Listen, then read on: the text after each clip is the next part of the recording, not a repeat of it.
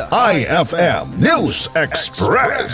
Samantala mga idol, 453 na Dagupenyo sumabak sa City Job Fair. Ang detalye ng balitang iyan pakinggan sa ulat ni Idol Intern Adrian Manalo. 104.7 IFM.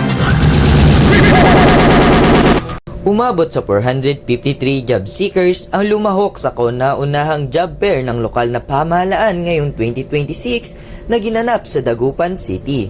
Bitbit ang kanilang mga resume, sumabak ang mga aplikante sa iba't ibang bakanting posisyon na inalok ng 15 lokal na kumpanya at isang overseas recruitment agency, kabilang ang mga trabaho sa tech industry at mga oportunidad sa ibang bansa sa pakikipagtulungan ng Infotech. Naging katuwang sa aktibidad ang Public Employment Service Office upang tiyakin ang mas maayos na daloy ng aplikasyon at pagproseso ng mga dokumento ng mga naghahanap ng trabaho. Layunin ng job fair na mabigyan ng agarang oportunidad sa trabaho ang mga Dagupenyo at makatulong sa pagpapalakas ng lokal na ekonomiya sa pagsisimula ng taon.